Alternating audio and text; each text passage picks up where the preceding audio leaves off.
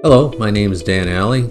I'm a Senior Functional Safety Engineer at exida, and this video is a demonstration of how you can use our ARCHx tool to do an FMEDA analysis, starting from an architecture, working through the circuitry, into the various fault modes, mitigations against the fault modes, and eventually the actual FMEDA results of the dangerous undetected fits and other parameters needed to try and get a functionally safety product certified for an appropriate SIL level. The emphasis is on how we can do this faster than using previous spreadsheet models and manual database entries and adjustments for environment and so on.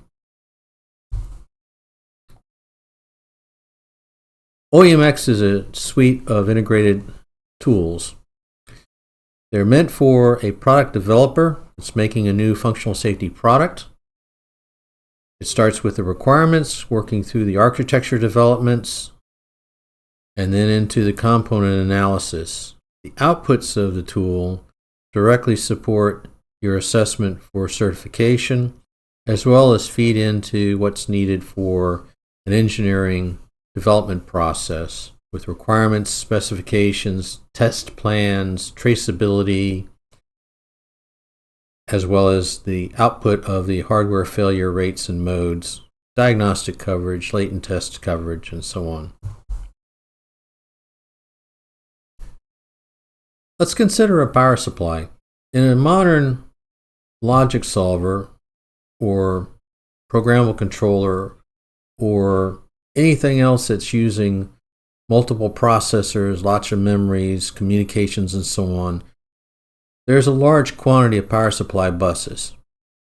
This tree here is an example of how you can have 24 volts brought in, down converted, and then it becomes all the appropriate voltages for things like the CPU, which will take several voltages, the memory, which will take several voltages, all the appropriate supply levels for your Ethernet ports and other types of circuitry on the design.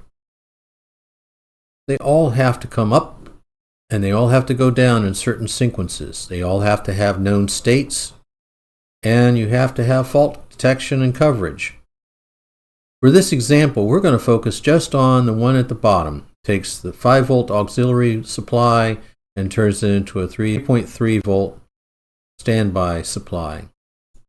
Sample circuit for this block has an adjustable regulator that can be enabled or disabled, feeding a 3V3 standby supply rail.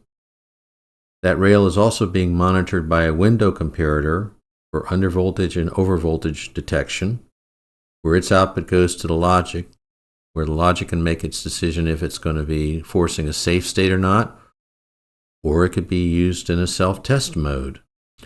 A way to do this kind of test would be to pulse the enable to cause the 3.3 volt rail to droop slightly, or you can use an open collector driver, tie in a resistor to the network that is setting up the thresholds, and in effect shift the thresholds temporarily. So let's start bringing up ARCHx. I used an icon in the corner that I set up a shortcut during installation. There's a little status window, tells you it's coming up. I can expand it. Now let's look at what we have. We have an empty architecture window. It's a brand new project. There are no requirements. FMEDA is empty also. First step would be to go into expert knowledge then, load unit knowledge. We're going to look under hardware. We're going to get a linear voltage regulator. Remember, we're still at the architectural level. So for the unit regulator, it has a unit as a U. It has a D, and there's D5 through 9 here for deviations or ways that the unit can fail. It can be low or a 0. or noisy, or high, or what we call high-high, which is where it's shorted, input to output. And with that, we have various possible mitigations that we can put in. I know I've got the ability with an undervoltage monitor to detect if it's low or it's even down to 0. So I'm going to deselect 0 and just put in only low. I know I've got noisy to worry about, and I've got an undervoltage and an overvoltage monitor. Now this mitigation here, M8, reads as low voltage and an overvoltage monitor or limiter. We'll edit that to take out the limiter portion of it. And I've got output high, and that is where I've got an overvoltage monitor or limiter. Then I have to think about the output voltage very high, and in this case, I'm going to deselect that because I've got 5 volts coming in, and if I'm 20% high, which is what we consider output voltage high, I'm at 3.96, and most 3.3 volt logic dies at 3.6 volts. So it doesn't matter. If 5 volts were to come through or 3.96, I've cooked the circuitry. Next thing is to change the name. When I do that, that will update all the appropriate tags that are in here for the names of the features I'm about to add, and I'm going to load the subtree and requirements. Then I can come in and I can add in the undervoltage diagnostic feature. Now this is actually an undervoltage overvoltage.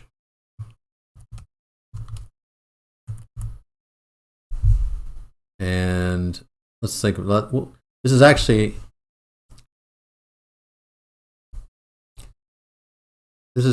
an overvoltage or undervoltage diagnostic because of the way that I'm using a window comparator in my plans. And there is only a single mitigation on deviation D54. This is where it says that the monitor has reported a fault. That's a false alarm, but a false alarm is self-reporting because you're reporting that the monitor found a fault in itself. D53 doesn't have a mitigation yet. We will add that.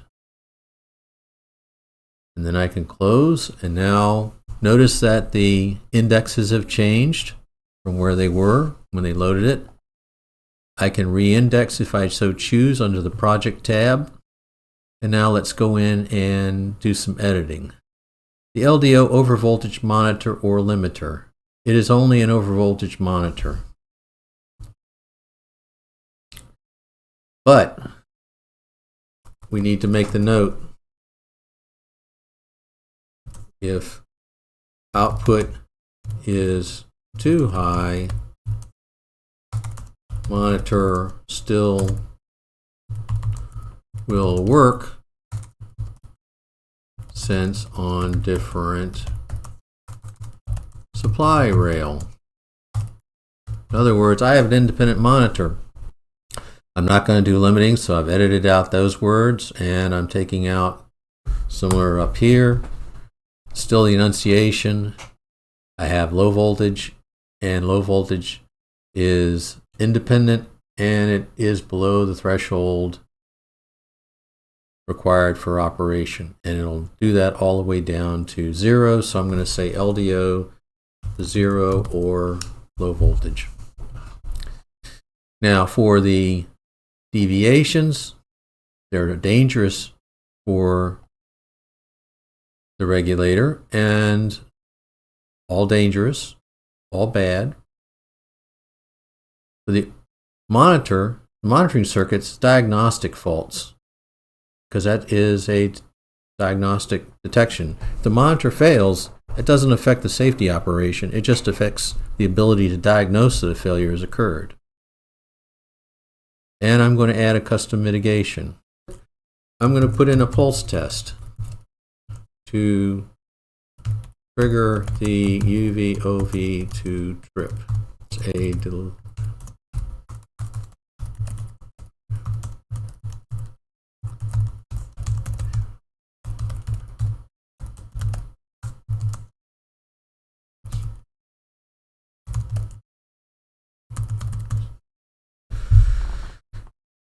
And because I'm doing that, I have to also say what I'm going to say, hit the action taken. And because of that, I also have to say the action taken, which is enunciate an internal failure. And we now have the architecture defined. The next step after the architecture is defined,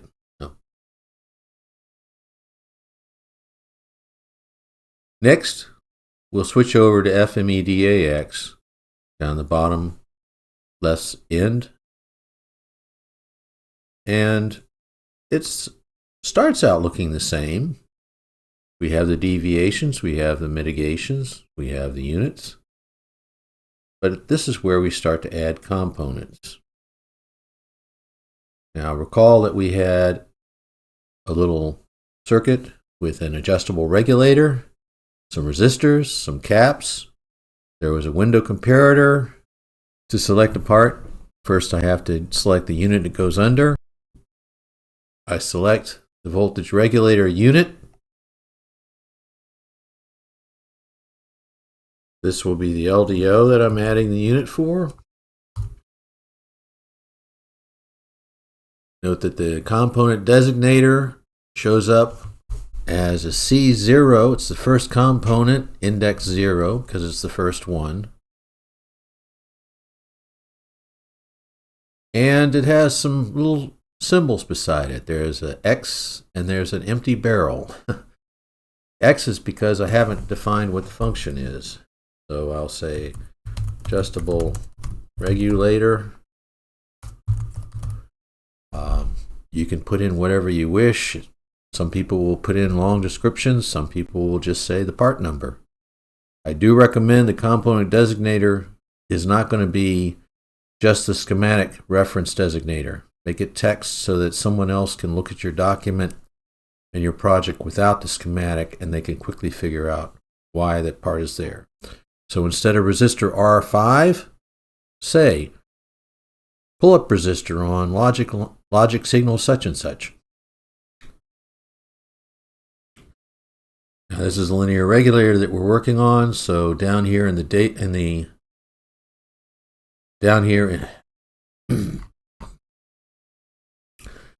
this is a linear regulator, so I'll now pick the part out of the component database. And I have regulator for linear power. I'll assign it. Then I can come over here to select the power dissipation. It's a low wattage one. There's no electrical over protection on it. So those are the two variations on this particular part. These options vary based on what the component is. I have functional failure modes. These are the way that this part can fail. I have the failure rates in failures in time or fits for these functions. I have a checkbox here. If I deselect the box and I come in, I'll have a pull down menu and I'll have every single deviation possible. If I select that box, then I only have the deviations for that unit. Note that I no longer see deviation D3 and D4. So if an input to output does short, the output's going to be high. If the input to output is open, it's going to be low. It's going to be 0 actually. Then high. Then low. Then noisy.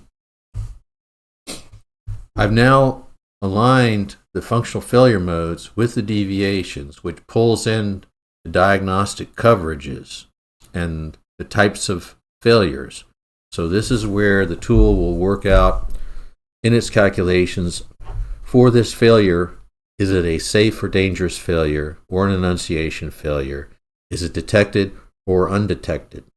All those calculations get done automatically for you. To save time, I'm going to go ahead and jump to where I've added in all of the parts. This was where I just come in and I can go to recently opened and I have that version of it there to load. This was about 10 minutes of typing. I've got the LDO, I've got the resistors for the R1 and R2 on the adjustable, I've got the input and output capacitors on the regulator, I've got the window comparator part, I've got the 3 resistors for threshold settings, I've got the pull-up on the comparator output, and I've got the test path resistor. If you recall, I was using an open collector driver that's included in the package of the sequencer or embedded controller, so that does not get a separate component. It's going to just be a general purpose I/O pin that's rolled into the model for that particular chip. Looking at the individual parts, I can show an undervoltage overvoltage detector. I'm using a watchdog time and or voltage. So this is where we claim in our database that it's the same size package typically, same number of pins typically, and the same transistor count. So it'll have the same overall failure rates. Similarly, if you were to be pulling in components for comparators and op amps in an analog circuit, they would come under the same type of component. We have it where the deviations have been assigned, where they're known. In some cases, you'll have deviations that you can go ahead and pre-select. For the test path resistor, for example, if it shorts, test path will still work. If it's open, you won't be able to force it to trip, so that's a potential enunciation fault, and so on. With that, we can go into under projects, what you've been waiting for, the FMEDA results. And in this case, we can show that with a windowed comparator checking an LDO, I only have 0.1 fits for dangerous undetected. I have a total of 25.6 fits for the entire circuit. So the other fits are almost 12 fits worth of dangerous detected, another 12 some fits for enunciation detected, and then 0.5 fits for enunciation undetected failures. If I want to find out where those particular fits come to, I can go into details. I can sort. So for example, I could do a sort of how many dangerous are by clicking on that. Likewise, you can see down here, similarly detected failures and undetected enunciation failures. Likewise, I can come down here for enunciation detected and undetected failures for the undervoltage overvoltage. This concludes the demonstration of OEMX taking you from an architectural structure down to the unit through assigning failures or deviations, mitigations or detections and preventions, assigning components, tying the component failure modes to the deviations, and getting the FMEDA report. Thank you. Hope you have success in your projects. Remember, we want the world to be a safer place. Exida is here to help you. Thank you for listening.